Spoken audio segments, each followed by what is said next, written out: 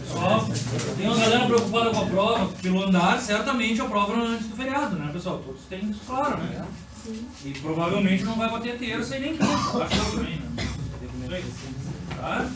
Vamos se educarem, hein, mano? Vamos com moça.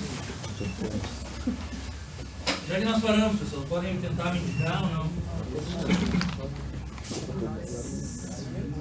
Só é que não é bem assim, é que daí fica pior pra vocês, porque eu fico indo e vindo um monte de bobagem, daí... Eu tenho alguma coisa lá em porosidade, pode ser? Pode ser sim. Mas de repente alguém que tá com o caderno aí só anota assim, parando em tal lugar. Aqui a gente já viu? Não. Aí sim. Ah, isso aí antes, claro. Ah, e daí acabou a aula? Não, Mas falou que era o mesmo material. Você falou geral mais ou menos o que era isso, mas aí tipo, a gente já tava Mas não batemos no gráfico forte? Não. Vamos lá. Bom, então tá, isso daqui era a relação. Tá, então a gente estava vendo várias coisas da região elástica. Então, na verdade, assim, nós ainda não acabamos de olhar a região elástica, nós estamos detalhando o que acontece nela, certo? O problema da aula de vocês é que é segunda no início e quinta no final, então fica tudo muito longe. E no meio ainda tem final de semana. Então, a grosso modo e muito rápido, o que a gente tem que lembrar? Que a região elástica tem uma baita de uma relação com a ligação atômica. Por outro lado, a estrutura cristalina pode pesar tanto na elástica quanto na plástica. Mas corretamente falando, a atômica é na elástica e na plástica é a microestrutura. Tudo bem? Então a gente olhou a relação do E, do módulo de elasticidade, com várias coisas. Tranquilo? Agora a gente está olhando a relação do módulo de elasticidade com o trabalho mecânico, que é esse gráfico aqui. Como é que varia o módulo de elasticidade do material com a quantidade de trabalho plástico? Com a quantidade de trabalho mecânico, ou deformação plástica? Como varia? O que acontece com o módulo de elasticidade quando eu faço deformação plástica? Não acontece nada. É isso que a gente tem que entender. O módulo de elasticidade não acontece nada. Na verdade, o que a gente tem que pensar assim, ó? Se eu peguei o material e apertei, eu estou gerando discordâncias. Se eu gero discordâncias, na verdade, eu faço com que ele deforme menos. Só que vocês têm que se ligar que a quantidade de deformação que eu tenho no meu regime elástico ela é pouca. Se eu só gerar discordâncias, ele vai continuar deformando pouco. Eu vou ter uma divisão de 300 megapascal por 0,001 ou 300 megapascal por 0,0015, vocês estão entendendo? Então lá no valor final do módulo de elasticidade, que ele é muito grande, da ordem de gigapascal, isso aí não vai mudar, certo? Então, se a gente fosse na minúcia, claro que ia ter uma mudança de inclinação no módulo de elasticidade. A rigor ele deveria para a esquerda, mas não é o que acontece pela dimensão do módulo de elasticidade em relação à deformação. Portanto, se eu faço trabalho a frio no meu material, toda vez que eu aperto ele, gero discordâncias, elas interagem, acavalam e deve aumentar a minha resistência mecânica. Concordam ou não? Não é bem assim. O que deve aumentar? A gente já viu, já tirou as conclusões sobre isso ou não? Pode repetir. Hã? Pode repetir o que falou. O que deve aumentar quando eu faço deformação plástica no meu material? Tá, então a gente não olhou isso. Bora. Então, na verdade, o que ele está mostrando com esse gráfico aqui? Que não tem relação do módulo de elasticidade com o trabalho mecânico. Tudo bem? Por quê? Porque se eu fizer o trabalho mecânico, claro que eu endureço, claro que eu restringo a deformação, mas a quantidade de deformação que eu tenho no meu módulo, no meu período elástico é pequena. Portanto, dividir o valor por algo muito pequeno ou por algo muito, muito pequeno não vai mudar muito em termos de módulo de elasticidade. Tudo bem? Ou seja, eu vou sair de um módulo de elasticidade de 208 gigapascal para 200,5 gigapascal. Não pesa? Tranquilo? Tranquilo. Então vamos olhar esse gráfico aqui. Quem me diz fisicamente o que foi feito aqui? Menos quem já assistiu a aula, né? Ou seja... Hã? Todo mundo viu já. Acho que todo mundo viu. Sabe que não? Não, todo mundo bateu no gráfico, mas bateu tão fundo. O senhor chegou a explicar o que aconteceu aí, que era o mesmo material diversas vezes, aplicado força diversas vezes, tá? Mas não intensificou mais sobre isso, mas tu falou já a base disso aí. Então a moral é essa daqui. É o material, é o mesmo material, a mesma composição química, exposto a várias quantidades de deformação. Tudo bem? Então, quanto de deformação tem esse primeiro material? Eu. Hã? Por que tu diz isso? O quê? Bom, pessoal, vocês aqui sabem, pessoal, só vai acontecer como aconteceu em outros anos, com uma turma bem legal na prova e outra não. Mas vamos lá, na verdade, eu vou perdendo. Na verdade aqui, ó, eu tenho material suposto a várias quantidades de trabalho a frio. Então eu peguei o meu mesmo material, reduzi 10%, 20%, 30%, 40% e coloquei em tração. É essa a moral da história. O meu primeiro material teve 0% de deformação plástica e eu tracionei. Como nesse material eu tenho um ponto de escoamento definido, eu estou enxergando ele como dútil. A tenacidade desse material é razoavelmente grande. O que acontece? A gente chama esse material reduzido, ou seja, não foi exposto a nada. Ele está feito como veio da fabricação para nós. Nós tracionamos ele e ele apresenta seu valor de módulo de elasticidade, meu valor de tensão máxima e meu valor de tensão de ruptura. Essa grande distância entre a tensão máxima e a tensão de ruptura, em termos de deformação, indica que o material é extremamente dútil, porque mesmo depois da estricção ele continua alongando. Ele não rompe muito perto do ponto de estricção.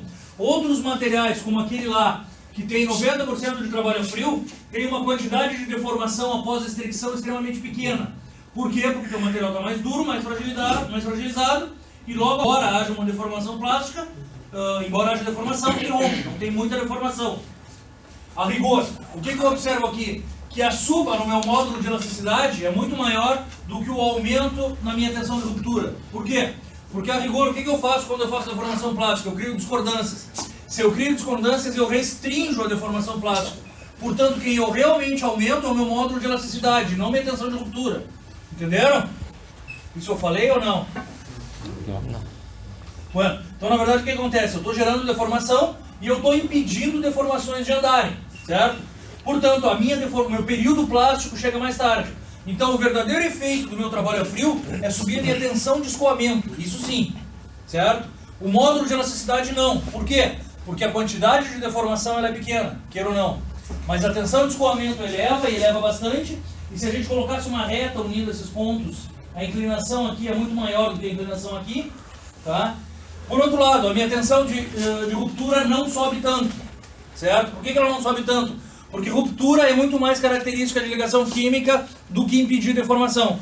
Claro que a tensão de ruptura vai subir, muito menos do que a de escoamento. Claro que a dureza vai subir, não tanto assim. Mas o real e verdadeiro efeito é tu ganhar em tensão de escoamento, tu demorar mais para chegar no regime plástico. Certo? Esse gráfico é importante, pessoal. Bom, tá? Então, na verdade, o que eu tenho aqui, ó? 0% de deformação, 10, 20, 30, com a quantidade de trabalho a frio. É um gráfico em 3D em que esse daqui está invertido. Certo? Qual desses materiais aqui te aparenta mais tenacidade? Primeiro. Aparentemente, o segundo ou o terceiro deve ser mais tenaz até. Tá? Porque tem uma inclinação aqui. Então, a utilidade é aqui embaixo. Enfim. Tudo bem? Todos entenderam então a relação do módulo de elasticidade com o meu trabalho frio? Todos entenderam, ninguém me pergunta nada, eu vou tocar. Vamos continuar. Bom, coeficiente de Poisson, ele também fala que existe uma relação em quanto tu puxa na longitudinal com quanto ele deforma na outra direção, certo? Então, a gente não entra muito, não demora muito, vocês vão entrar nisso aqui em resistência dos materiais, mas o coeficiente de Poisson é algo que a gente sempre usa para saber. Eu não sei se o nome da disciplina é resistência dos materiais, mas de repente é teoria e estrutura isostática, sei lá o quê. É para saber se tu puxa aqui o quanto ele varia aqui. E essa relação é direta com quem? Com o coeficiente de Poisson. Na verdade, ele é uma relação entre deformação verdadeira longitudinal e deformação verdadeira transversal, certo? Um valor alto de coeficiente de Poisson implica em quê? E essas coisas eu posso pedir em prova.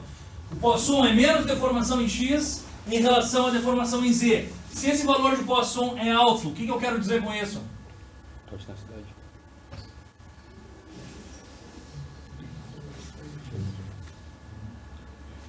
Material.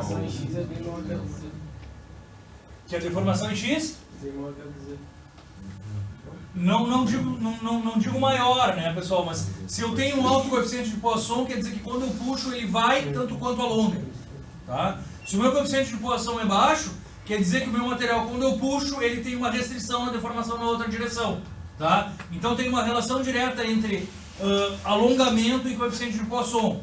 Tudo bem? Basicamente a gente só tem que saber o que é. Ele tem uma relação com vários níveis, tá? Mas esse coeficiente de Poisson aqui relaciona a quantidade de deformação em X em função da quantidade da deformação em Y. Tudo bem? Na verdade, como a variação em X vai ser menor, ele bota um menos aqui para que esse valor fique positivo. Só isso.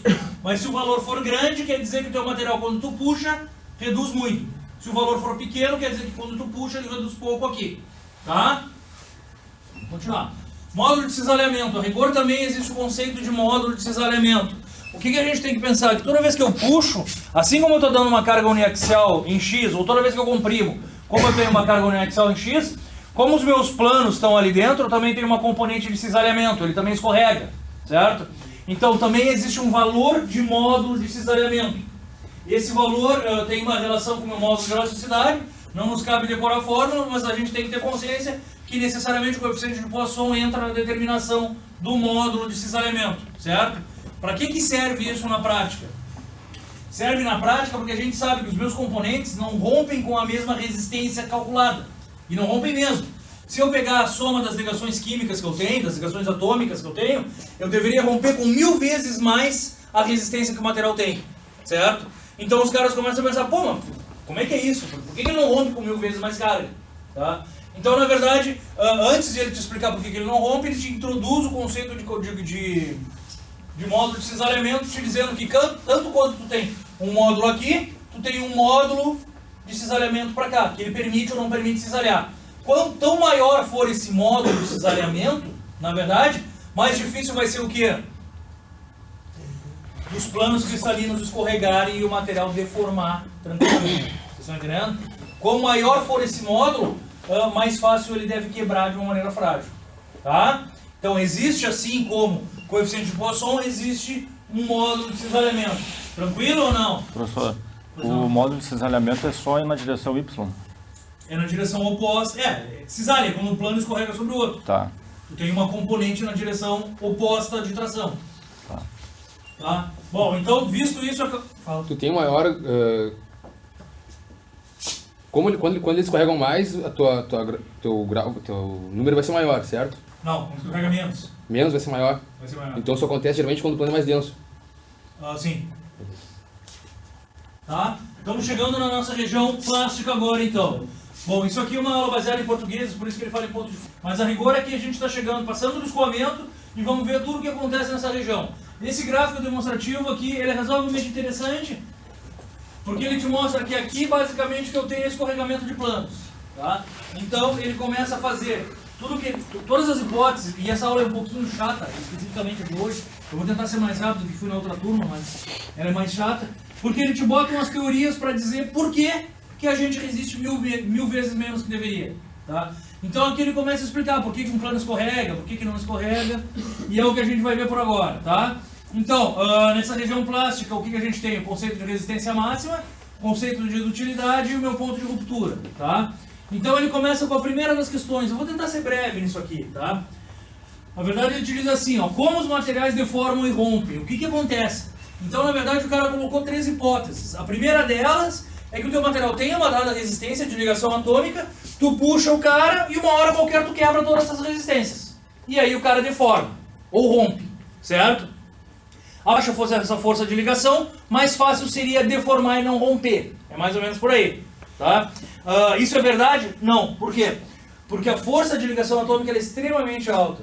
Então, pelos cálculos dos caras, aí ele deveria romper com 1000 vezes mais força.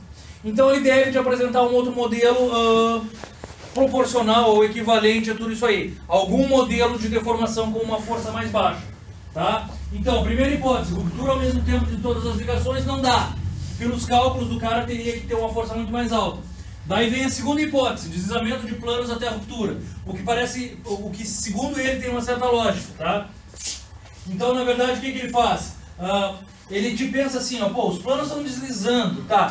Então deve ter alguma relação com a minha carga. Se eu puxar em tração, eu devo de ter um componente de cisalhamento. Se os meus planos estão todos alinhados um sobre o outro, provavelmente essa componente de cisalhamento deve empurrar um plano e empurrar o outro. E essa deve ser a causa, esse cisalhamento deve ser a causa de um plano cristalino escorregar sobre o outro. Então ele começa a te dizer, pô, deve ser assim que deforma. É por isso que eu tenho mudanças de planos atômicos em relação aos de baixo e ocorrendo a deformação plástica irreversível. Tá? Então ele pensa, materiais solicitados por tração ou compressão devem ter uma componente de cisalhamento para algum lugar. Tá? Então podem ser decompostas em tensões de cisalhamento pura. Tá? Daí o que ele te diz? Cristais apresentam menor resistência ao cisalhamento do que a tração e a compressão. Isso é uma verdade. Tá? Então ele calcula tudo isso, ou faz experimentos práticos e vê que se eu só puxasse ele teria uma resistência. Mas como eu cisalho um plano, a resistência é menor. Pô, de repente por aí eu consigo chegar nos meus valores de resistência dos meus materiais na prática. E ele começa a montar as teorias deles por aí.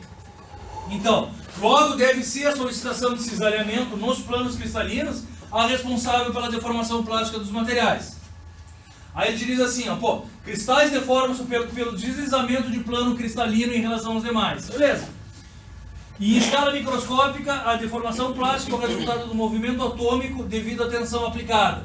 Durante esse processo, tu quebra uma, mas refaz. Por isso que deforma, na verdade. Se tu simplesmente quebrasse as ligações, ele romperia direto. Como tu quebra a ligação e recoloca do lado, tu refaz ligações durante o processo de deformação plástica. E essa é a causa da deformação plástica existir. Tu tá me entendendo? Tu quebra uma ligação química, mas imediatamente logo depois tu a refaz. Então, tu tem uma deformação plástica, que é a mudança no comprimento, pelo refazimento da ligação química do teu material. Tá? E é por isso que ele deforma plasticamente. Tá?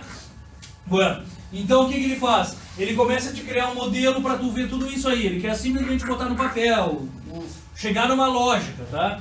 Então o que ele faz? Ele cria em um monocristal um mecanismo hipotético de deslizamento.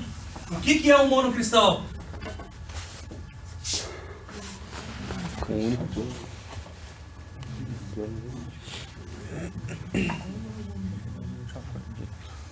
O que é um monocristal? Se só tem um cristal não dá, daí vai ter 5 átomos ali dentro. Um tipo. Um policristalino também tem um tipo de cristal, não tem? São todos na mesma direção? Na verdade, vamos lá, vamos simplificar. Na verdade, não deve ter fronteira de grão, deve ser um material monogranular, digamos assim. Porque todos os sistemas cristalinos são na mesma direção, tá me entendendo? Então, na verdade, a única maneira de tu ter todos os sistemas cristalinos na mesma direção é tu não ter grão, concorda? Porque literalmente um grão é uma divisão de orientações do sistema cristalino. Então o cara começa a desenhar isso aí em um monocristal, tudo bem? Daí ele começa a pensar assim, pô, se eu pegar e desenhar um monocristal, eu devo puxar por um lugar e ele deve escorregar, certo? Bom, aonde que ele escorrega? Necessariamente nos meus planos mais densos. A gente sabe que é muito mais fácil um mais denso escorregar sobre o outro. E que mais ele pensa? Ele pensa também... Então, na verdade, ele te cria o conceito de sistema de deslizamento. E por isso que ele começa a te provar que a tua resistência, na verdade, é mais baixa do que o que deveria ser. Porque é muito mais fácil deformar plasticamente nos sistemas de deslizamento de cada sistema cristalino. Ou seja, se tu puxar o plano mais denso na direção mais densa, facilmente esse cara escorrega. E facilmente eu tenho deformação plástica. Certo? Então isso ele consegue te provar muito bem construindo um monocristal. Como é que ele constrói um monocristal? Bom, aí é técnica da física, mas ele vai criando camadas de material em cima de camada de material sem vir do líquido. Ele vem do vapor e o vapor solidifica e ele te dá um monocristal. Isso aqui não nos interessa, tá? Chama Physical Vapor Deposition, não é o nosso chão. Tá? Então ele cria o conceito de sistema de deslizamento, que são os planos de deslizamento nas direções preferenciais de deslizamento. Então, o número de sistemas através dos quais pode ocorrer o deslizamento varia com a estrutura. Que por vezes tu até tem o mesmo número de sistemas de deslizamento, mas é mais fácil deslizar em um sistema cristalino que no outro. Vocês estão me entendendo? O exemplo que ele te dá, e eu não quero bater tanto nessa parte da cristalografia, é esse daqui, ó. Se vocês olharem, esse daqui é para ser o plano mais denso desse sistema cristalino cúbico de corpo centrado. E ele certamente, se eu puxar nesta direção aqui, na direção da diagonal, ó, eu ainda vou pegar a direção mais densa. Então, o número de planos densos multiplicado pelo número de direções densas vai dar os teus sistemas de deslizamento. E por isso que o teu material deforma com uma força menor do que a provável ou esperada. Tá? Na verdade, ele te mostra que no cúbico de face centrada eu tenho 12 sistemas de deslizamento. É isso, né? Que no cúbico de corpo centrado eu tenho 24. É isso? Não. Não é isso aqui. Ferro alfa, potássio, 3, 2, 1, 1. É esse desenho aqui eu não entendi muito bem. Mas na verdade sim, pessoal, ó, o que a gente tem que se ligar? Que talvez eu tenha o mesmo número de sistemas de deslizamento, mas necessariamente o cúbico de face centrada ele deforma mais porque o plano é mais denso. Então a força para cisalhar é menor. Então o cara escorrega mais fácil e como tem um grande número de planos, ele facilmente é mais dútil do que um CCC. O que a gente sabe? Que em função desses sistemas de deslizamento, em ordem crescente de resistência mecânica, eu tenho... Crescente, né? Eu tenho o cúbico de face centrada, depois o hexagonal compacto e depois o cúbico de corpo centrado. Tá? Então são as facilidades de deformação que eu tenho em função desses sistemas de deslizamento. O que ele te mostra aqui, especificamente nesse? Que o plano 1.1 que a direção 1.1 é a direção de escorregamento e que para esse caso o plano 1.0 é um dos planos mais densos. Tá? Então, para esse plano eu teria 12 direções de deslizamento, né?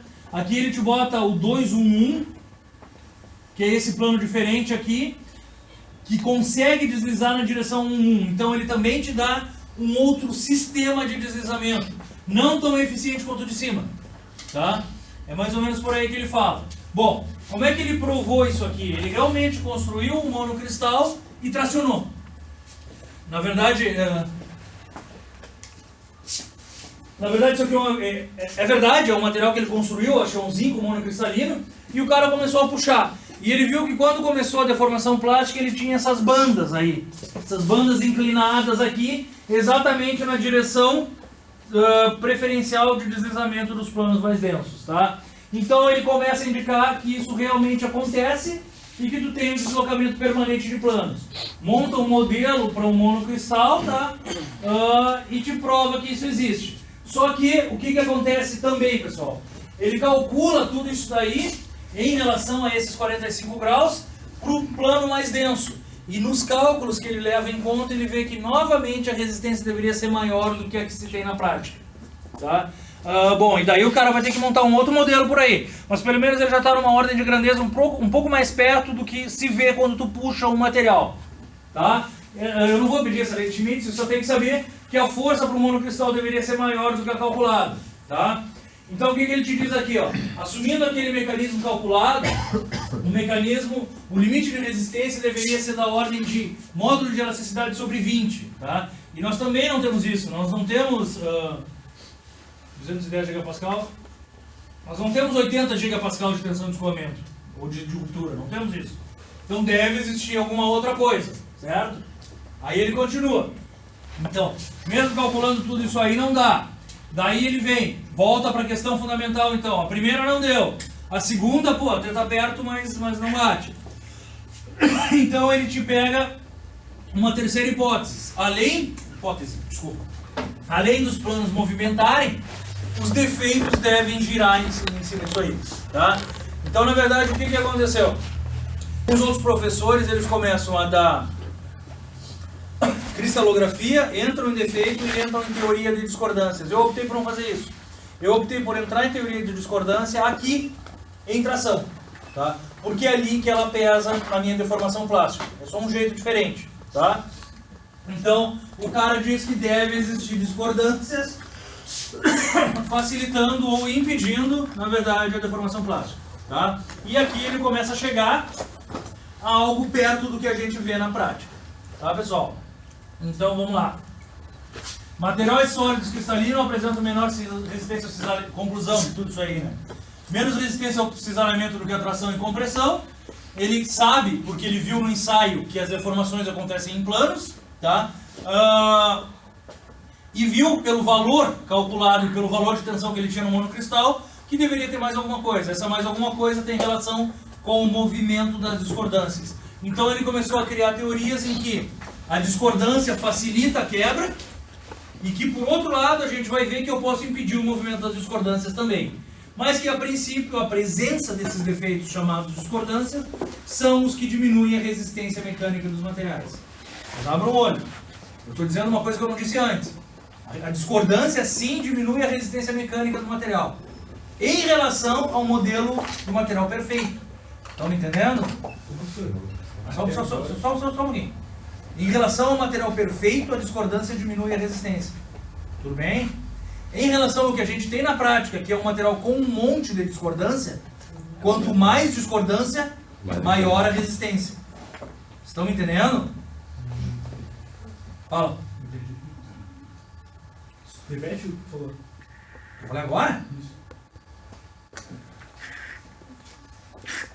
Em relação ao modelo de resistência de um material perfeito, sem nenhum defeito, sem nenhum dano, sem nada, a presença de discordâncias reduz a resistência. Certo? Tanto que ele só consegue chegar no valor de quebra que a gente tem na prática colocando um modelo de discordâncias. Então, na verdade, a presença delas reduz a resistência do material. Em relação ao material perfeito, hipotético e bonitinho. Em relação aos materiais normais que têm discordância por si só, o aumento da quantidade de discordâncias aumenta a resistência, porque uma obstrui a outra. Tudo bem? Tá, pessoal? Então, são as discordâncias que baixam a resistência dos meus materiais em comparação com o modelo perfeito. Esse material perfeito seria um monocristal? Seria um monocristal. Seria literalmente um monocristal em que eu me baseasse só em ligação química. Entendeu? Ou seria um monocristal em que eu me baseasse só em planos deslizando. Também não bate. Tá? Então, na verdade, na prática, as discordâncias existem, reduzem a resistência, mas nos dá patamares de trabalho razoável, né? E se a gente aumentar a quantidade dela, a gente talvez melhore a nossa vida, porque uma interage com a outra. Tá? E agora ele começa a explicar isso aqui. Na verdade, tudo isso eu já falei para vocês, a gente só está vendo com um pouquinho mais de detalhe. Então ele te propõe o mecanismo da discordância em hélice, que vocês veem toda ela aqui, uma grande região alterada pela presença da discordância, tá? E a discordância em cunha, que é um plano a mais atômico ali dentro. Tá? O que ele te mostra também? Que provavelmente o movimento da discordância determinar um degrau de deslizamento. Tá? Então é isso que ele diz, pessoal, é isso que ele quer chegar agora. Que na verdade esse degrau aqui, o que é? No modelo da discordância em cunha, é essa discordância caminhando. Certo? Na verdade o cisário daqui, cisário dali, e esse plano que estava aqui vem para cá. Cisário de novo e esse plano vem para cá. Estão me entendendo? Portanto a discordância se move. Consegue me entender? Onde ela se move? Hã? Onde se move a discordância? Não, o plano mais denso é o plano atômico. Consegue me entender? Tu tem... Deixa eu repetir. Você pode desligar o telefone aí? O plano mais denso é o plano do cristal perfeito. Eu tenho um cristal perfeito, beleza? Se eu puxar daqui e puxar dali, ele vai escorregar nesse plano mais denso. O cristal, sozinho. Tudo bem? Agora, uma discordância, o que é? Eu não ter mais um cristal perfeito. Eu tenho um cristal com um defeito lá dentro. Tranquilo? Então agora eu já estou levando um outro mecanismo. Quando eu puxar, o que vai acontecer? Quem é que vai deformar? O que vocês acham que vai acontecer? Um plano vai escorregar sobre o outro ou o quê? A discordância, porque ela já é defeituosa. Tu tá me entendendo? Então não é sempre um plano que está escorregando sobre o outro, é a discordância caminhando. Entendeu, mano? Onde a discordância vai caminhar? Contorno Contorno de quê? do grão. Não. A discordância é uma linha de átomos. Um contorno de grão deve ser algo muito maior do que uma discordância. Deve ter milhares de discordâncias no contorno de grão. Por quê? Porque um contorno de grão é da ordem de micro. Uma discordância é da ordem de angstroms. Uma discordância é da ordem atômica. Tá? Então, como é que ela caminha, na verdade? Quem caminha? Literalmente, a interface entre a zona tracionada e a comprimida da discordância. Vocês estão me entendendo? Qual é a zona tracionada e qual é a zona comprimida? Vamos lá, pessoal? Aonde ela acaba. Então, é literalmente nesse ponto que a discordância caminha. Certo? Então vocês têm que ter a ideia que quando eu empurro daqui e empurro dali, tudo isso aqui continua e a discordância se move por este plano. Tá? É isso que ele te propõe. E ele cria um modelo para dizer se uma discordância anda mais, anda menos, se é facilitada para andar, se é dificultada e tudo isso. Tá? Então ele te mostra as duas discordâncias, as zonas de interação que tu tem. Ó, isso daqui é uma discordância mista em cunha e hélice. Portanto, ao redor dela tu tem uma grande região comprimida. Qual seria a região comprimida? A região onde tem um plano atômico a mais. Vocês estão entendendo? Todo esse lugar onde entrou um plano de átomo, comprimiu. Por conseguinte, todo lugar abaixo de onde entrou, está como? Tracionado, em função da primeira compressão. Vocês estão entendendo? Então, se eu empurrar, é por ali, por aquele plano que ela vai andar. Por outro lado, se eu barrar aquele plano, o que acontece? Eu travo o movimento da discordância. É isso que a gente tem que entender. Travando ela anda menos. Tá? Então, o que ele te diz aqui, ó? Entendendo mais ou menos, sem entrar em grandes modelos de discordância, na verdade, os materiais têm uma quantidade de discordância necessariamente. Por quê? Porque ela resulta da solidificação. Não é perfeita e não tem muito bem o que fazer. Tá? Então, assim, ó, um material solidificado lentamente, ele te diz que tem em torno de 10⁻³ discordâncias por milímetro quadrado. Ou seja, tem discordância, não tem como fugir dela. Eu peguei o material, solidifiquei devagar, e sei eu por quê, porque estava chovendo, porque não sei, mas tem defeitos lá dentro. Tá? Essa quantidade de defeitos não é tão grande assim. O que ele te mostra? Que, por outro lado, se eu pegar esse mesmo material que eu solidifiquei lentamente, e se eu solidifiquei lentamente, ele está mole, porque eu deixei tudo se acomodar como ele quer. Se eu pegar esse material e fizer deformação a frio, praticamente eu triplico o número de discordâncias que tem. Não? Não. Muito mais. Não é triplicado, daí seria 3 vezes 10⁻³. Eu saio de 10⁻³ para 10⁻10 discordâncias por milímetro quadrado. Então a deformação plástica quebra tudo. Eu gero uma quantidade maior de defeitos. Certo? Só que não necessariamente esses defeitos estão tudo na mesma linha para se somar. Vocês estão me entendendo? Provavelmente um defeito vai para um lado e outro para o outro. E assim como alguns se somam, alguns outros se repelem. Desculpa, obrigado. E aí tu tem, talvez, aumento de resistência. Se quebrar? Não, alguma hora acaba quebrando, Clisma, mas quebra mais tarde, entendeu? Mas o grande efeito qual é? Não é tanto na quebra. O grande efeito é tu empurrar e ele aguentar. Não. Aumentar a tensão de escoamento. Aumenta a quantidade de força para chegar no plástico.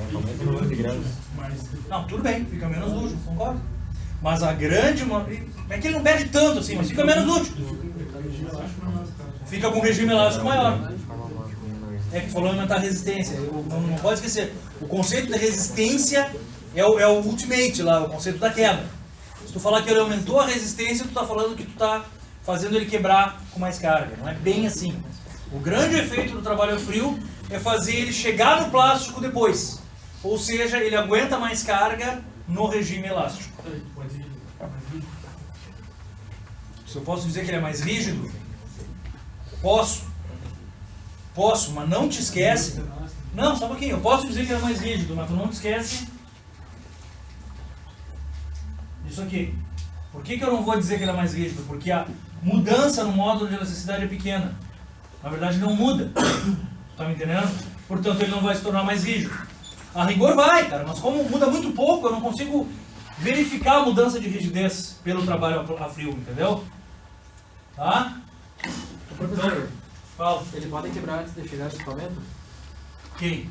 Com esse material bem... Já explico, peraí. O que é quebrar antes de chegar no escoamento? Não existe isso. Todos os materiais quebram depois do escoamento. Todos. Porque se quebrar antes do escoamento, tu está indo contra tudo que tu falou. Porque antes do escoamento é elástico. Se é elástico, tu solta ele e volta. O que acontece em alguns materiais? Tu não tem o escoamento definido, tu não enxerga. Que são os materiais frágeis. Quando tu está chegando no escoamento, ele quebra.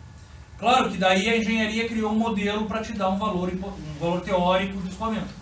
Mas antes do escoamento ninguém quebra. Só por algum outro tipo de solicitação, por exemplo, fadiga. Mas aí já é um papo que a gente vê depois. Tá? Então o que o cara te diz? Que se ele fizer uma deformação plástica, ele aumenta a quantidade de discordâncias, certo? Por aí a gente pode pensar. E ele te diz depois também que materiais deformados e tratados termicamente reduzem o número de discordâncias. Por que reduzem? O que seria tratar termicamente nesse caso aqui? Tu esquenta ele... Tá bom.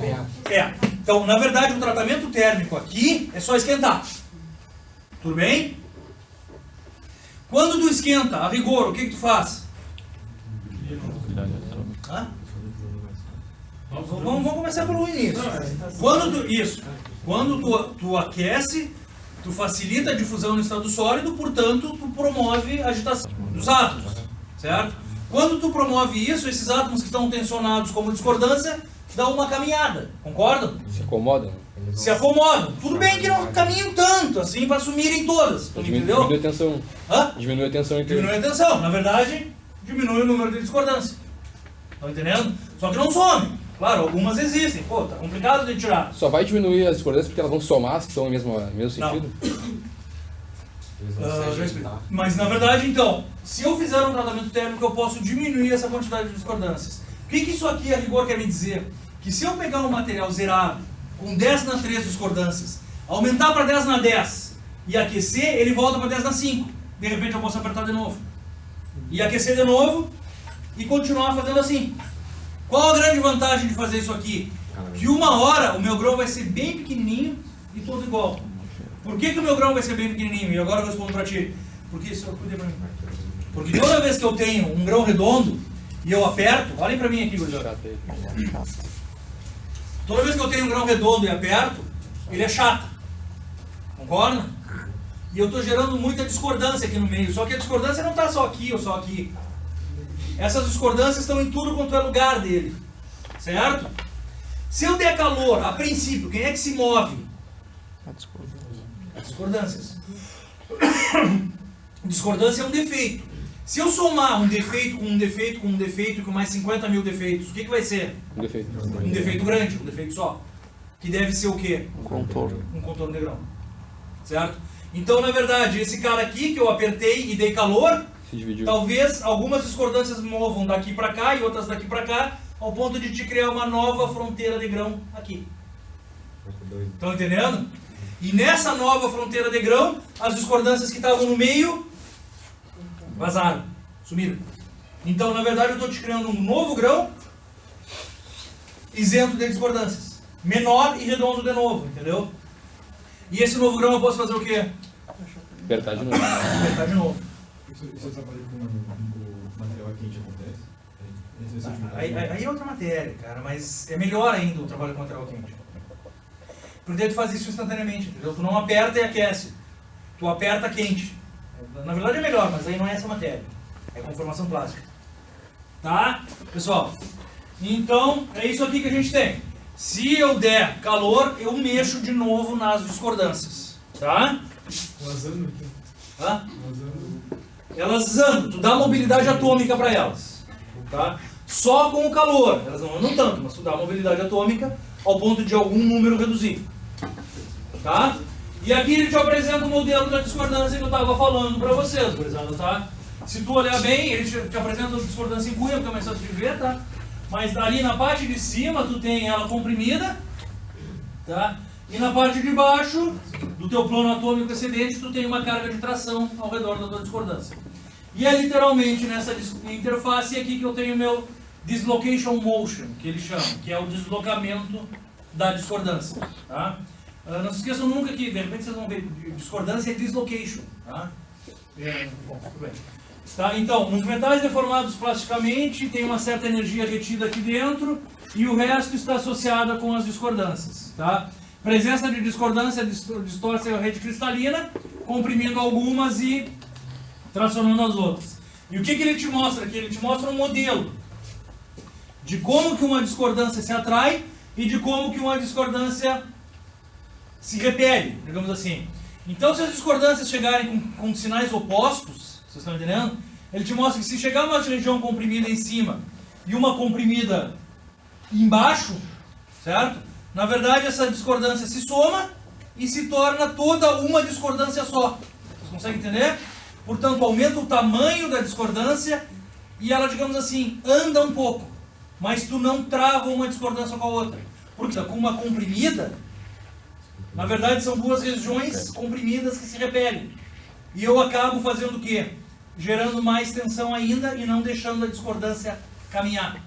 Então, quando tem repulsão entre as discordâncias, na verdade eu aumento a minha resistência mecânica ou aumento a minha tensão de escoamento porque eu restringo o movimento das discordâncias.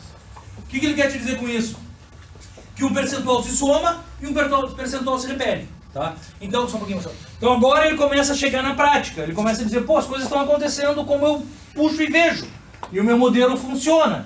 Tá? Por quê? Porque eu gero defeitos, alguns facilitam e outros não. E aí que por vezes eu aumento a resistência do meu material com o trabalho a frio. É por isso que aquele módulo de elasticidade não muda, mas a tensão de escoamento muda bastante. Fala, velho. Para gerar um novo contorno de grão, então é só quando elas se repelem. Até vai chegar um ponto que... Para gerar um novo contorno de grão, na verdade, a mobilidade elas começam a se mover e se atraem. Mas elas vão parar quando se repelem, daí gera um contorno de grão ali, onde elas se repelem. Na verdade, várias delas vão parar no mesmo lugar e vão crescer bastante ao ponto de serem um Porque contorno de grão. se elas ao invés de se repelir, se elas se atraírem, eu só vou fazer com que elas andem ainda mais. Vai ser o mesmo, só vai se tornar um a partir de duas. Não, mas várias alinhadas, então a partir de 2 tu vai ter uma.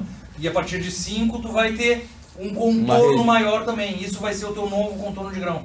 Certo. Se todas elas pararem no mesmo lugar, tu vai ter um contorno de grão novo. Tá, fala.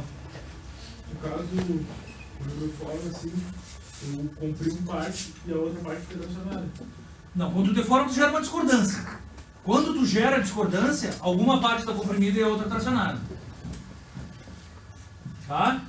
Bom, pessoal, então, resumindo, ele te diz, assim que as coisas deformam. Tá? Então, deformação plástica nos meus materiais metálicos ocorre pelo movimento das discordâncias. Então, região onde a discordância está comprimida, região onde a discordância está, comprime a rede. Região onde abaixo da discordância tu tem uma tração. Tudo bem? Então, tensão de cisalhamento aplicada e os planos interatômicos são deslocados nessa linha da discordância até provavelmente quebrar, formando um novo plano atômico no cristal. Daí ele te diz assim, ó, ele começa a te modelar a discordância. A gente não vai entrar em cálculos, em teorias e tudo mais, mas ele te diz que a energia que tu tem que ter para mover a discordância deve variar em função de algumas coisas. Quais? O tamanho da discordância, a direção dela e muito provavelmente a força para ela andar, que deve ter uma relação com quem? Com o módulo de cisalhamento. Porque a discordância a princípio caminha ortogonal a ela. É uma carga de cisalhamento que move a discordância. Então, ele te diz assim, ó, conclusão, a presença da discordância facilita o deslizamento. O crescimento e o movimento de uma linha de discordância implica em uma energia que depende de quem? Do comprimento do plano atômico que tem, ou seja, do quanto tu deformou plasticamente, se vocês preferirem, o tamanho da discordância, do módulo de cisalhamento do material, porque isso é uma característica do material, vocês conseguem entender? Se eu apertar um alumínio, gera discordância ou não gera? Sim. Gera. Se eu apertar um ferro, gera uma discordância ou não gera? Gera. Só que diferente. Mais ainda, eu tenho ligações atômicas diferentes, portanto, cada material tem um módulo de cisalhamento diferente. Portanto, deve ser mais fácil deformar o alumínio com um módulo de cisalhamento menor do que um ferro com um módulo de cisalhamento maior. É mais ou menos por aí o negócio. Tá? Então eu levo em conta o módulo de cisalhamento e esse B ao quadrado, que é o que ele chama de vetor de Burgess, que é quem dá a direção de caminhamento. A direção de deslocamento da discordância. Tá? Então o quadrado do vetor de deslizamento. Na verdade ele só coloca alguma coisa aqui para voltar onde a gente está. Discordâncias mais sujeitas à geração e expansão para propiciar a deformação plástica, tudo bem? Ou seja, se somarem e andarem, estão associadas com um menor valor de B, ou seja, maior densidade atômica linear. Concordam ou não? O B é o vetor de Burgess. Na verdade, o que ele te diz? Que quanto maior for o B, maior deve ser a discordância. Quanto maior a discordância, menor deve ser a densidade atômica na discordância. Certo? Porque ela é grande. Portanto, eu devo ter menos átomos nela. Por outro lado, se o B for pequeno, muito provavelmente a densidade atômica da discordância é maior. É o que ele te fala. E ele ainda te fala que a discordância que caminha mais é a que tem o menor valor de módulo de cisalhamento também. Ou seja, onde eu tenho menos módulo de cisalhamento, no plano mais denso. O que nos interessa isso aqui? Nos interessa saber que com essa fórmula, ele te diz que os planos compactos nas direções mais compactas são os que facilmente deslizam. Então, com esse modelo, ele também prova os sistemas de deslizamento, ou seja, direções compactas. Planos compactos em direções compactas são os que mais facilmente escorregam e que a deformação plástica ocorre. Tá? E ele te diz que assim as discordâncias se somam e a deformação acontece. Tá, pessoal? Vamos continuar então. Então está montado o nosso mecanismo. Aí ele propõe a deformação plástica. É assim que ele acontece, tá? Isso aqui é só um comentário para dizer, pessoal, que não necessariamente tu tem sempre discordâncias por trabalho mecânico forte. Isso daqui são máculas, é algo que acontece nos materiais cúbicos de face centrada, que eles não têm um novo grão, eles só têm um espelhamento de grão, tá? E que existe um plano de mácula, um plano gerado por esse espelhamento, que a gente pode considerar ele como uma fronteira. Tá? É só um comentário, isso aqui eu até devo tirar, porque é muito específico do CFC. Tá? Mas ele te diz que, além da discordância caminhar, os CFCs também têm uns planos que escorregam um sobre o outro, só porque sim. Tá? Tu dá uma batida fraca e o CFC permite com que essas máculas aconteçam. Então, um segundo mecanismo de deformação, além do movimento das discordâncias, só no CFC. Tá? Na verdade, como o teu grão é grande demais e mole demais, desculpa, cristal. Como o teu cristal é fácil de deformar, tu dá uma apertadinha e ele cria planos deformados. Tá? Enfim, é só um modelo, um segundo modelo de deformação que aparece. Não vamos se preocupar muito com ele, mas ó, isso daqui seriam máculas no CFC, ó. Mácula seria o que? Defeito, então... Cara, seria uma nova deformação, é uma parte de deformação plástica dentro do teu grão, tá? Mas tu não tem uma discordância, tu só tem um desalinhamento pequeno na continuidade do teu grão, por uma batida, tá? Então, na verdade, quando tu deforma um CFC, além de tu gerar discordância ela caminhar, tu como se fosse sei lá, subir um degrau, é algo por aí, ele meio que sobe um degrau, tá? Mas eu nunca me preocupei com isso porque ele é específico dos CFCs, tá? E o único CFC que a gente trabalha em temperatura ambiente é o aço inox. E a gente tem mais que saber o que é ele, não ver resistência, coisa assim. Tá? Mas saibam que existe um segundo mecanismo, que é o mecanismo de maclação. Tá? Continuando, para a gente chegar em algo mais importante que consegui chegar na aula de hoje. Até. Além de tudo isso, tem uma relação da deformação plástica com a temperatura. Só para fechar. A gente tem que saber que quanto mais alta a temperatura, mais facilitada é a deformação plástica, certo? Por quê? Porque simplesmente tu facilita um plano escorregar sobre o outro, porque tu está dando calor, facilita a agitação atômica e tudo mais. Tá? Bom, eu fui meio rápido com vocês, mas como ninguém me contesta para parar, eu continuo. Então hoje a gente chegou, agora nós chegamos no mesmo ponto que a aula anterior chegou, tá? Vocês não se esqueçam que houve um feriado de segunda, então eu perdi de novo as duas turmas. Então talvez daqui umas 2 ou 3 aulas eu junte. Bom, o que é isso aqui agora, pessoal? A gente viu a parte elástica, o que acontece, com quem tem relação. Vimos a parte plástica, que basicamente é discordância e movimento de discordância. E agora a gente tem que ver o quê? Como eu barro o movimento das discordâncias. Eles podem ser barrados, certamente. Tá?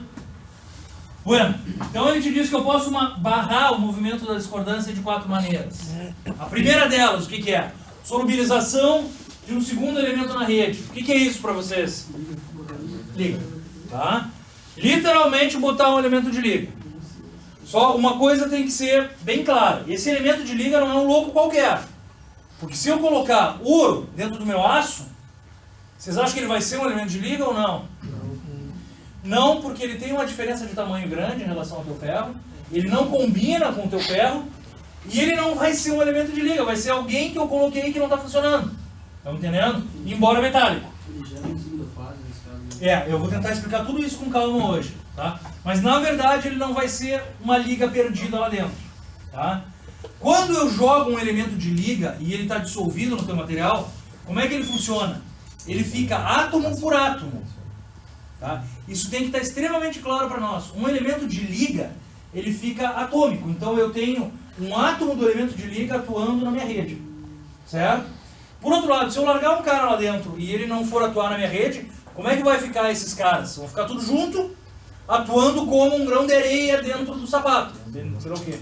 Tá? Por quê? Porque vai ser um cara completamente diferente lá dentro. Ele não vai barrar. Não.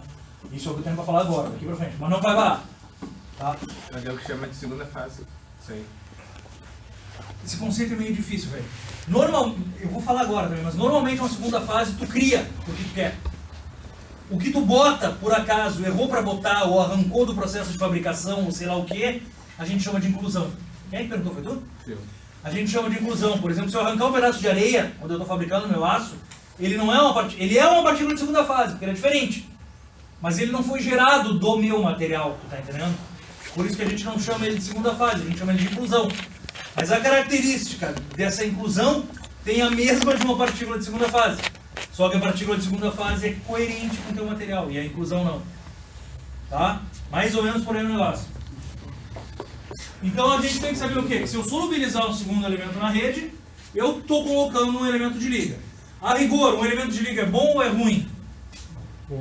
É sempre bom. Tá?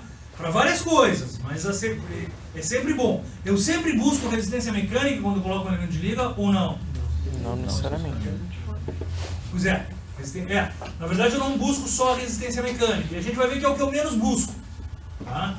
Na verdade eu posso buscar propriedade física. Por exemplo, se eu colocar tungstênio no meu aço, o que vocês acham que vai acontecer? E quem é que falou isso? Na verdade não é que condução de calor, porque o aço também conduz, é metal. Na verdade, se eu largar tungstênio, eu vou tirar resistência quente. O cara vai resistir mais em alta temperatura. Pô, é algo que me interessa. Se eu largar cromo no meu aço, o que vai acontecer? Ele vai dar resistência à corrosão. Por outro lado, se eu largar molibdênio no meu aço, o que vai acontecer? Ele vai me dar resistência mecânica. Tá? Então tudo vai depender de como tu gere a quantidade e o que tu faz para ele atuar na resistência. Tá?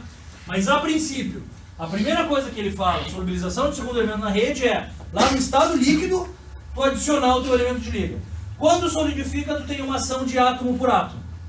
No nosso material metálico, esse segundo elemento da rede também é um metal, que deve seguir algumas condições, que a gente vai ver no capítulo que vem. De raios de 15%, valência parecida, eletronegatividade parecida e mais uns trecos do gênero. Daí ele atua como uma solução sólida. Essa solução sólida pode ser de que tipo? Substitucional, intersticial. Entendeu? Substitucional e intersticial. Basicamente, substitucional e intersticial. Usualmente, não é intersticial, por quê? Porque na intersticial o raio tem que ser bem menor. Quem fica como intersticial é alguém que não é metal, tá?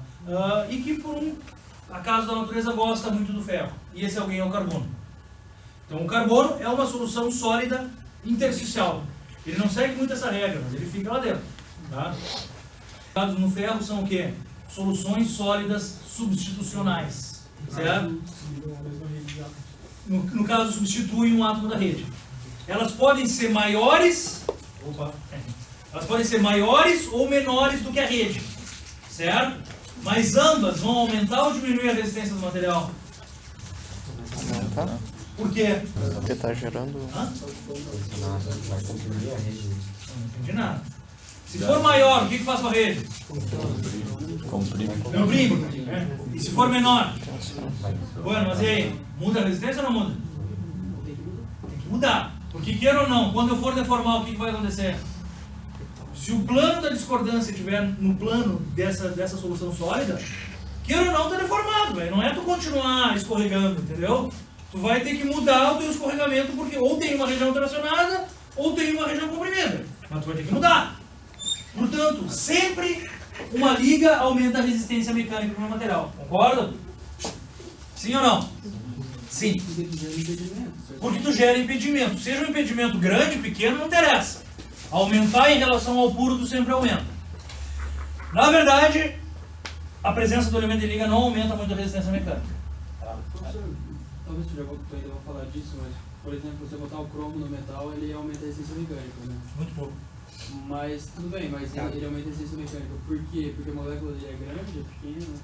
Não, é exatamente o que eu te falei. Não interessa muito se ele é grande ou pequeno. Mas por que o cromo, por exemplo, aumenta a resistência mecânica e o outro metal não aumenta a resistência mecânica, mas aumenta, sei lá, a abrasão, vamos supor? Talvez você não vá falar disso. Não, entendi. Vou falar disso. Vou falar disso. É que na verdade tu tem que pensar assim, ó. Mas é bom, deixa eu abrir parênteses. Se a dúvida veio agora, veio agora. Nem todo metal é completamente solúvel no outro. Se tu botar cromo, quem te garante que o cromo até 40% é solução sólida no ferro? É isso que tu tem que entender.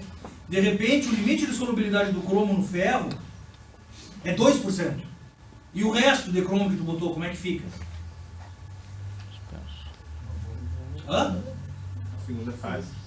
Pois é. Poderia ficar sozinho, não fica. Qual a grande moral? Que usualmente o tal do carbono, ele forma um carboneto. O tal do carbono, que também deve estar sobrando, periga pegar o cromo, pegar o ferro e te dar o quê? Uma partícula de segunda fase. Agora sim, uma partícula de segunda fase que eu quero, que me interessa e que eu botei porque eu queria. E essa partícula de segunda fase, sim, aumenta a resistência mecânica, aumenta a resistência à abrasão, aumenta um balde de coisa. Tá? Muito por aí, então. Não, é essa toda a linha de pensamento.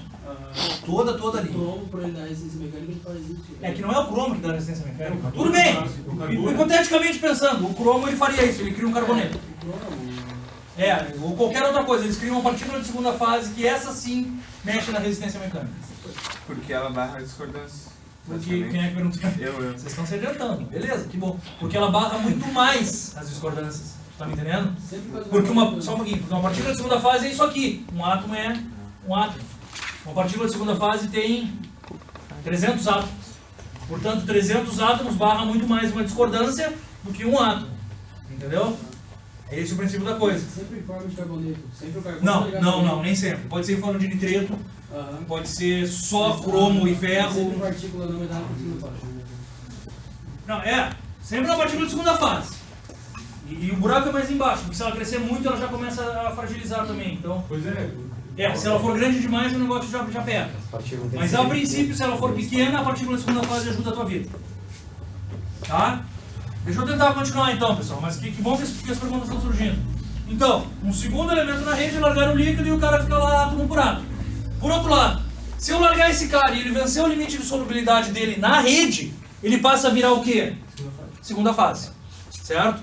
Pensem na possibilidade assim, ó. Ele venceu o limite de solubilidade, ele é cromo, como o Magro falou. Se vencer o limite, o que eu pensaria? Que todo cromo se juntaria com quem? Com o próprio cromo. E eu teria um bolão de cromo. E me complicaria a vida. Não é o que acontece. Por quê? Porque esse cromo também tem avidez por quem? Pelo ferro. De ligação química. Vocês estão entendendo? Agora é provável que eu tenha uma ligação química ferro-cromo. Tá? Geralmente nas minhas aulas não é o cromo que eu uso como exemplo, é o carbono. Tá? Porque o carbono é hiperávido pelo ferro. Então, na verdade, se eu falar em termos de carbono, eu largo o carbono lá e o que não couber intersticialmente, sai para fora e faz uma ligação química com ferro. Essa ligação química é uma partícula de segunda fase. Por que a rigor ela aumenta a resistência? Porque ela é mais resistente. Por que ela é mais resistente? Porque ela é um cerâmico. Tá? Na verdade é por aí, essa ligação química dela é mais forte, bem como se o carbono tiver com cromo ou sei lá o quê. No caso do cromo, é essa ligação química que dá resistência à corrosão? No caso, a corrosão? É. Aí, não. No caso do cromo, o que dá resistência à corrosão é que o cromo passiva, velho.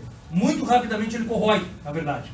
Só que quando ele corrói, ele cria como se fosse um plástico em cima da tua peça. Não é a partícula de segunda fase. Não. Não. É uma propriedade de corpo do teu material. É como tu botar um plástico na tua peça, entendeu? Só que esse plástico seria óxido de cromo. Quando eu largo o cromo lá dentro, ele cria uma película de óxido de cromo aqui em cima que nada fura. Mas esse cromo que ajuda, ele está intersticial, então. Não, esse não. Está substitucional. Porque o cromo é parecido com o ferro, ele está substitucional. Sim, então é ali. Tá, mas ele está ligado quimicamente, então. Não, está substitucional. Substitucional. Está dentro do ferro. Sim, ligado com ferro, não. Não, substitucional. Ele não é uma ligação química, ele é uma solução sólida. Ele entrou lá pra dentro, ele tá virando um ferro. É como tu botar açúcar no café, velho. Até o limite de solubilidade, tu não tem café e açúcar. Tu tem café doce. Tem uma outra coisa. Tá me entendendo? Então o açúcar tá dissolvido no teu café. O cromo tá dissolvido no teu ferro. De uma maneira substitucional. Tu não tem uma ligação química ferro-cromo. Eu achei que substitucional teria ligação. Não tem. Tem aquela ligação metálica de sempre ali, de um atraindo o outro, entendeu? Mas não é uma nova partícula. Tá? Bom, e a resistência à corrosão, na verdade, é essa camada que tu bota ali em cima. Deixa eu continuar então. Então eu crio uma partícula de segunda fase se eu passar esse limite de solubilidade. A rigor, essa partícula de segunda fase é boa? É, porque barra as discordâncias. Se ela for pequena. E melhor ainda se ela for redonda. E melhor ainda se ela estiver bem distribuída em todo o teu material. porque daí tu trava aparelho. Tudo que se quer em engenharia é homogeneidade. Tá?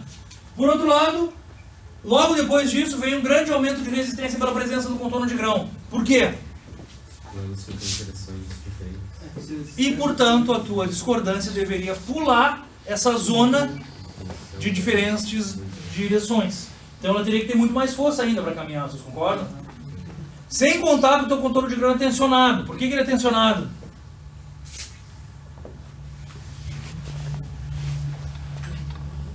Justamente porque eles se repelem. Não. É isso. O contorno de grão é tensionado porque quando eu solidifiquei um dia, eu vim do líquido para o sólido e o meu primeiro sólido estava aqui, o segundo aqui e o terceiro aqui.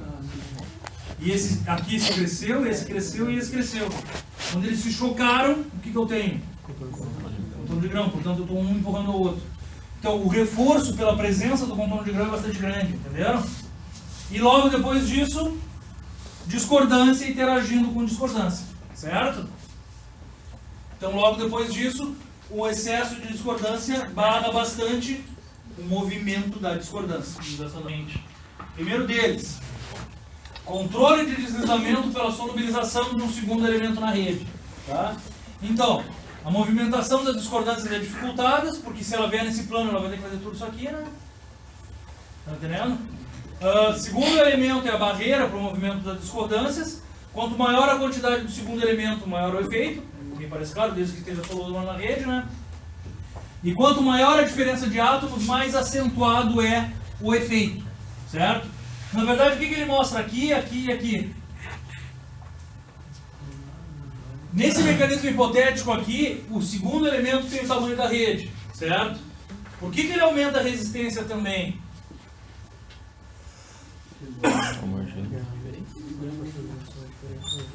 Hã? A força de ligação dele é diferente. Porque a força de ligação de um átomo para o outro é diferente e ele vai ter que vencer essa força. Claro que o aumento de resistência é muito menor do que aqui. Porque aqui, além da força de ligação, eu ainda tenho o quê? Toda essa zona distorcida que ele teria que vencer. Certo? Bem como aqui. Só que ele está me dizendo que aqui o meu elemento é maior. Tudo bem? E está aumentando menos a resistência, está dificultando menos a resistência do que o menor. Por quê?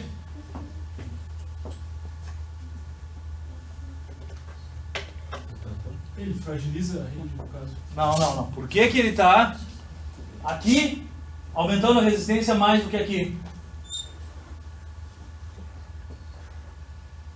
Porque a diferença de tamanhos aqui é muito maior que aqui. Vocês estão entendendo? Esse átomo azul é muito menor do que o branco em comparação com esse azul ser maior do que o branco.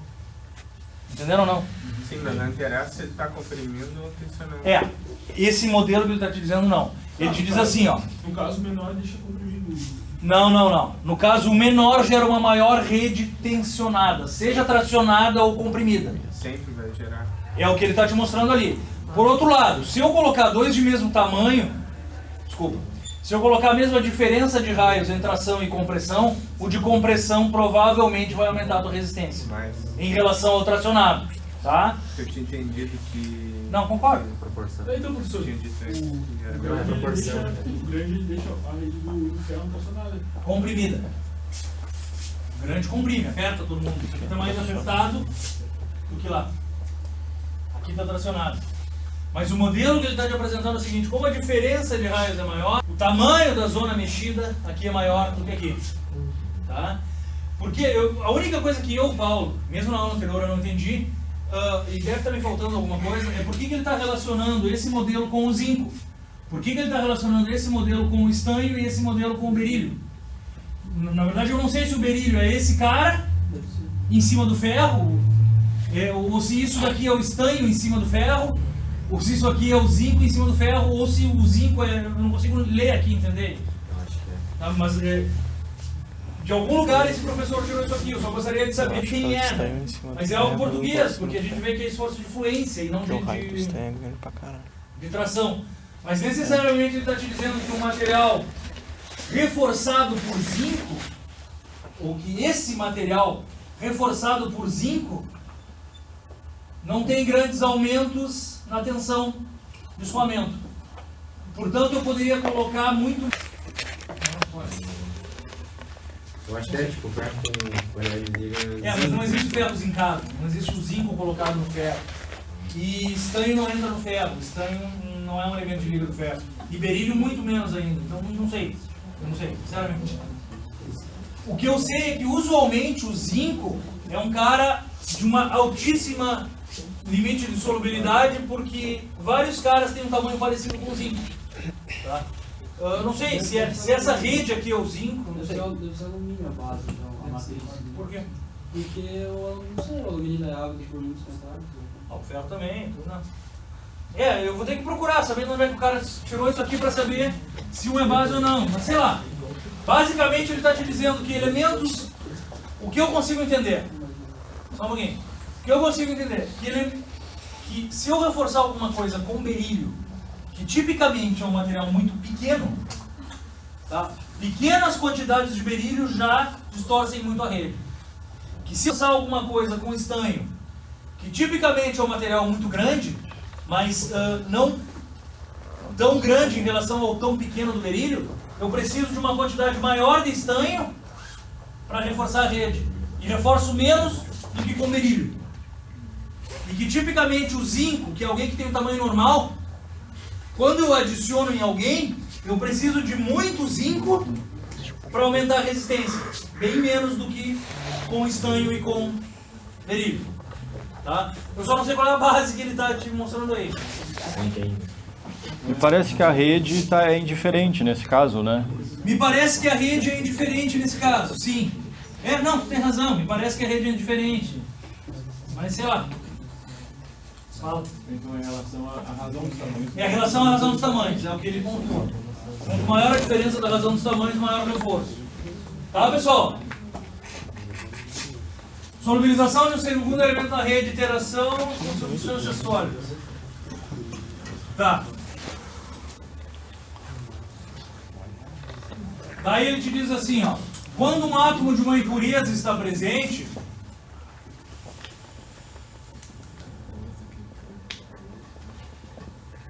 tá.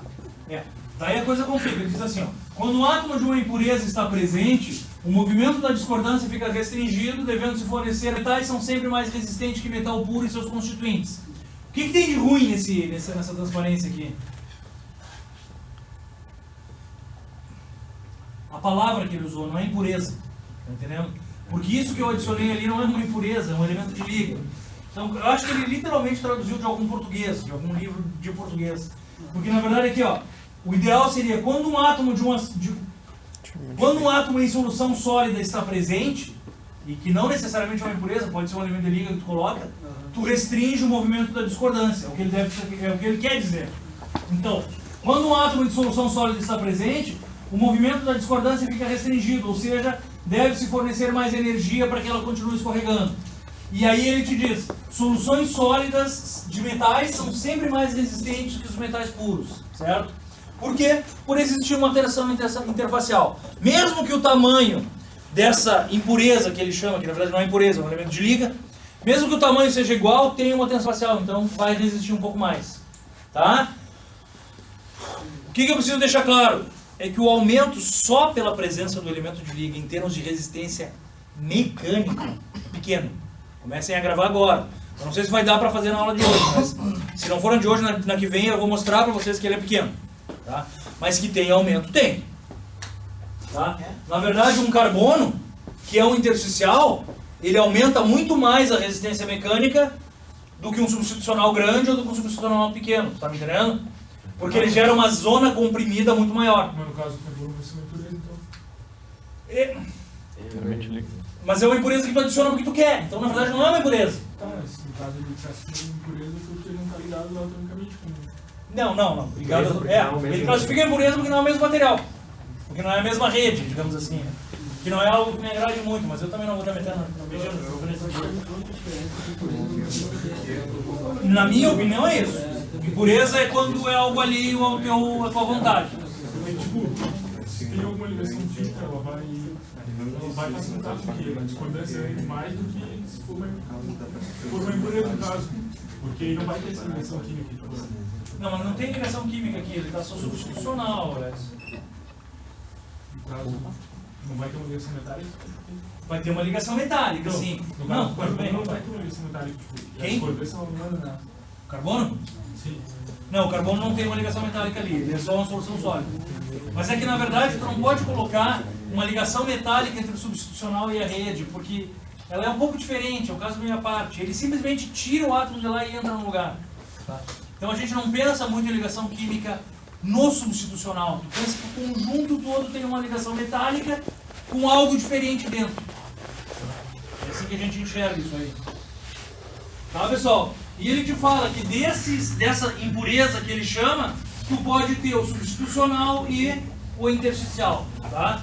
Basicamente, eu não sei porque que está esse desenho aqui, né, pessoal? Mas tudo bem. Basicamente, tanto o intersticial quanto o substitucional aumentam a resistência mecânica, só que o intersticial mais, tá? Então, a presença de um elemento intersticial reduz a mobilidade, o movimento da discordância, aumentando a resistência mecânica, certo? Ele te fala, ele está chamando a discordância de um elemento intersticial, enfim, e te dizendo que na discordância tu tem regiões comprimidas e tracionadas. O que ele fala assim, ó? Que esse elemento intersticial compensa a tua região tracionada, aumentando a resistência mecânica. Na verdade, o que ele te diz assim, ó? Se tu colocar um interstício ali dentro, é como se tu tivesse uma discordância. Só que a presença desse interstício retira a tua zona tracionada. Portanto, deixa a tua discordância só como se fosse uma grande zona comprimida. E aumenta muito a tua resistência mecânica. Por outro lado, ele fala que se o teu elemento for substitucional, ele age como compensando a tua zona comprimida, deixando a tua discordância como uma grande zona tracionada, que também aumenta a resistência mecânica, mas não tanto quanto o intersticial. Tá? Não nos pesa tanto, mas nos cabe saber sim que existe uma compensação de regiões, que é a teoria da discordância, mas que ambos, o substitucional e o intersticial, aumentam a resistência mecânica. Tá? Aí o que ele te disse no substitucional? Também reduz a mobilidade, ó. E só não sei por que dos desenhos aqui. Porque... Ah não, aqui tá...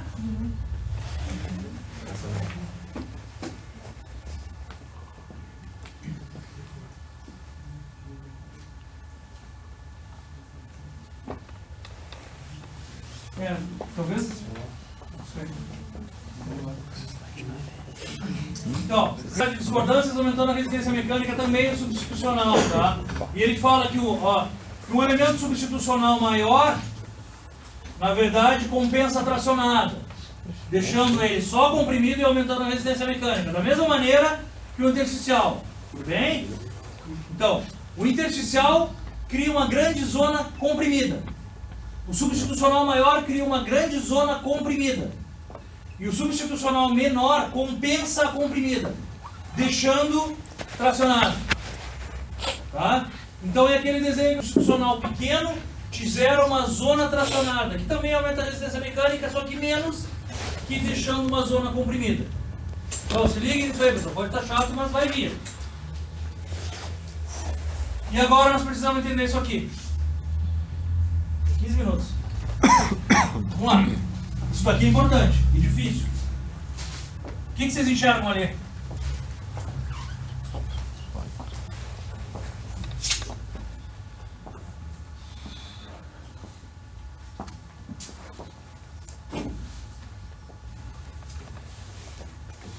Outra turma pediu para eu dar um zoom para eles começarem a ver, mas... Na verdade, isso aqui é quase a introdução ao diagrama de fases para vocês. Isso aí que está na nossa frente, pelo menos o de baixo, nós vamos passar uns 2 meses vendo.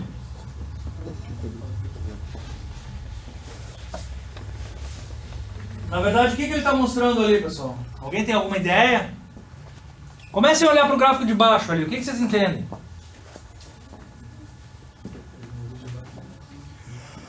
Mudança de estado.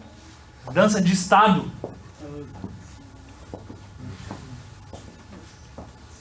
Os limites de solubilidade de um componente no outro.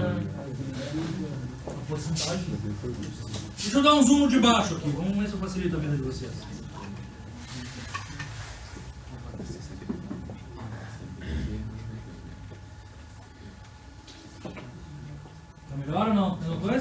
mais. Deficiente visual, sabe como é que é, né? Não enxerga.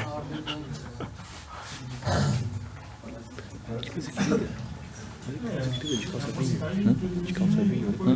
Só desligou o flash da próxima vez. Esse de baixo. Só o de baixo. Vocês estão falando do de baixo e dos de cima também. Não, não. Vamos começar pelo de baixo. Eu preciso explicar a matéria só com o de baixo primeiro. A capacidade da liga e o quanto ela impede, tipo, no caso, o outro elemento absorver o calor.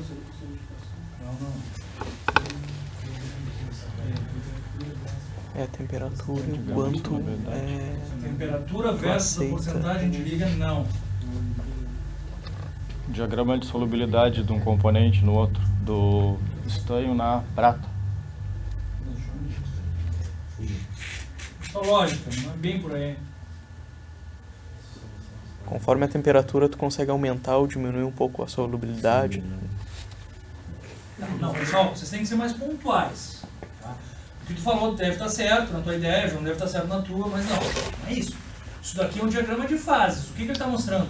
Que fase eu tenho para cada temperatura em relação a uma determinada composição química, não é isso? Sim ou não, pessoal? Na temperatura 300 eu tenho a fase tal para a composição química de tanto e tanto. Concordam ou não? É isso? Então tá.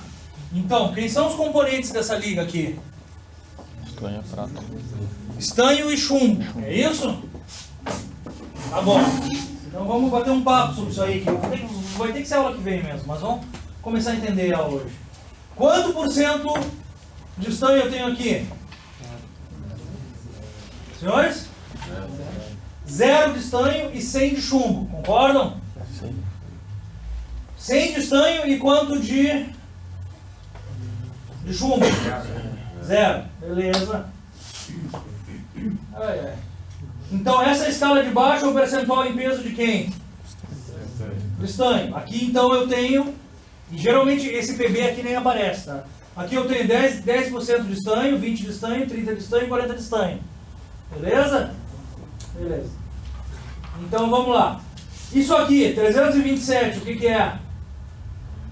Temperatura que se encontra. 327 temperatura não. Vamos lá. O que é 327?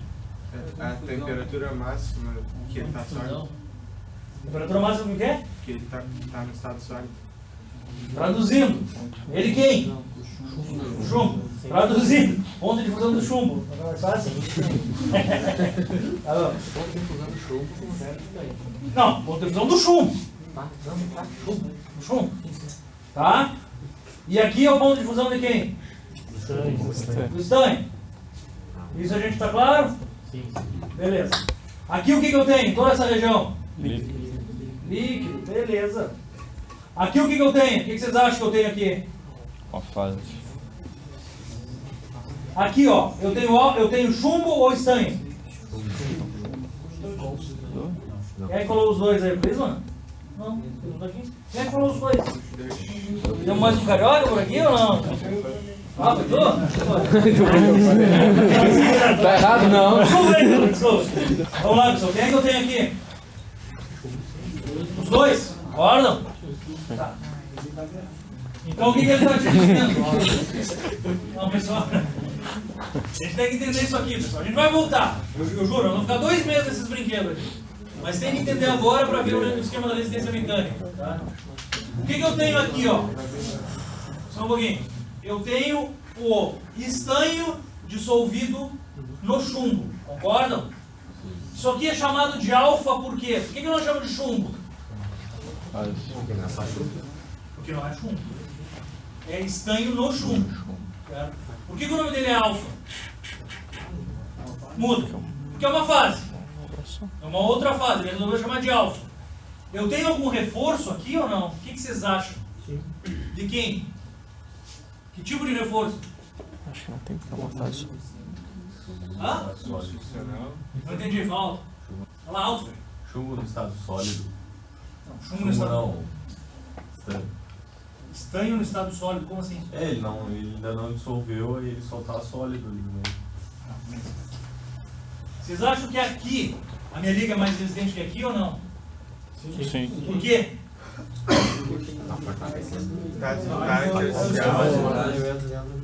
Porque na verdade, deixa eu traduzir para vocês, porque na verdade ali eu não tenho chumbo puro, eu tenho estanho no chumbo. Portanto eu tenho o que ele chama de reforço por solução sólida. O primeiro dos reforços. Não é isso?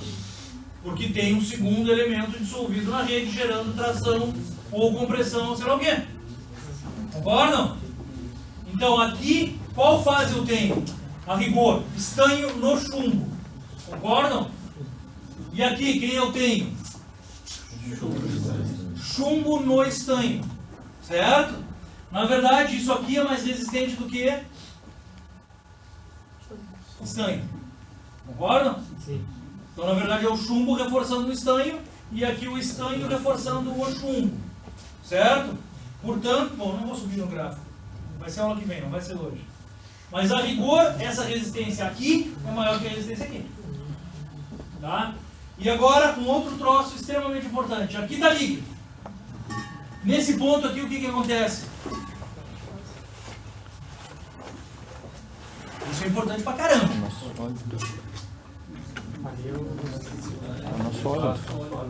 É quando a mistura dos dois vai passar de fase. A temperatura Fases eu tenho fases. Quem é alfa? Chumbo no estanho. Quem é beta? Estanho no chumbo. Então eu tenho alfa e beta aqui. Se vocês olharem, esse ponto aqui é o ponto de mais baixa temperatura de fusão, concordam? É o que ele chama de eutético. Na verdade, por que ele tem a mais baixa temperatura de fusão? Porque a quantidade de chumbo em relação a de estanho é a ideal. Por que existe uma quantidade ideal? O que eu quero dizer com isso? Considerado não, porque é menos probabilista. Sobrando o quê? Os elementos químicos em relação à solubilização? Não tem nenhum sabor. Então a mistura total, não vai sobrar elementos. Não vai ter mais chumbo. Tá tudo ligado. Não vai ter mais chumbo do que estanho ou mais estanho. Não, mas tem mais chumbo no estanho do que estanho no chumbo. Tem, não tem. A quantidade de um em relação ao outro é diferente. Não vai estar um saturado em relação ao outro. Não. Na verdade é assim, ó, só um pouquinho, deixa eu falar o que a Leila disse. A Leila me sugeriu que naquele ponto, a quantidade de alfa é igual à quantidade de beta. Não é verdade. Não é verdade. Na verdade, o que acontece? Naquele ponto, eu tenho a melhor mistura de alfa com beta. Tá? Que não necessariamente é 50-50, na verdade não é. Mas eu posso pensar assim, ó, em função da diferença de raio de quem? Do estanho no chumbo, eu tenho a melhor mistura. Vocês estão entendendo? Na verdade, a composição química desse ponto é 61,9% de estanho e 48.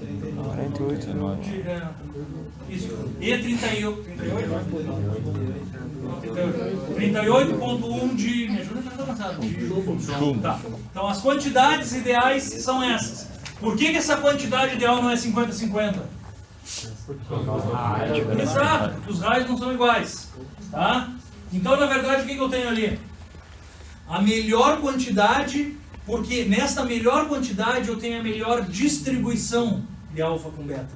No caso, o raio do chumbo é maior. Ah, não sei. Ele está em menor quantidade. Tá, tudo bem. Tá, mas é só em função do raio ou também da valência? Não, só um pouquinho. A valência implica em ele ser uma solução sólida.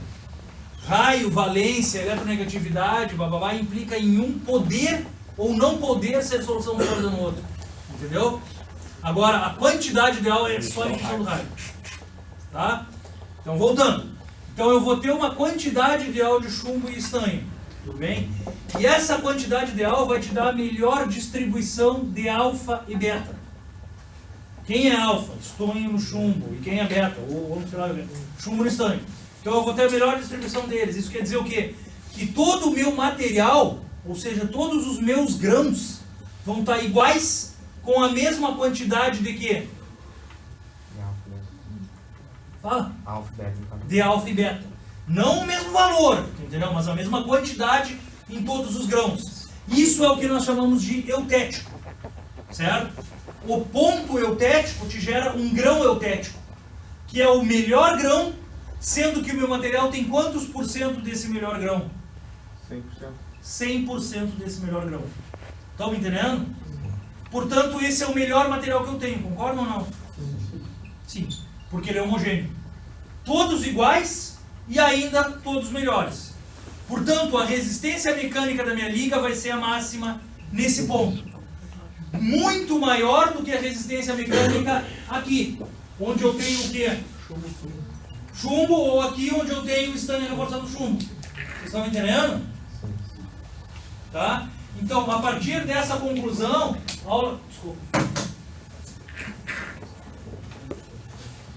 a gente vai ficar bastante tempo nisso aqui, tá, pessoal? A partir dessa conclusão, eu consigo enxergar que a minha resistência mecânica é a mais alta possível quando eu tenho 100% do grão eutético. Certo? Porque a minha resistência aqui ela não é tão alta. Por que ela não é tão alta?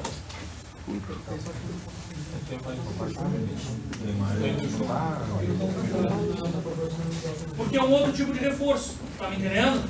Porque em algum caso eu tenho reforço. Ó, prestem atenção. Porque eu vou ter ali reforço do chumbo no estanho, um tipo de reforço. Eu vou ter reforço do beta no alfa, certo? Um outro tipo de reforço. E eu vou ter reforço do beta no alfa na melhor composição. 3 tipos de reforço. E o que mais vai pesar é o que te dá homogeneidade, tá? Por favor, deem uma olhada nisso aqui em casa. Isso aqui é a base para um pedaço grande da matéria. Quem não teve na aula hoje vai se pegar isso aqui. O que é aquele alfa mais? Qual? Aqui? É. Vamos ver a aula que vem. Alfa mais líquido.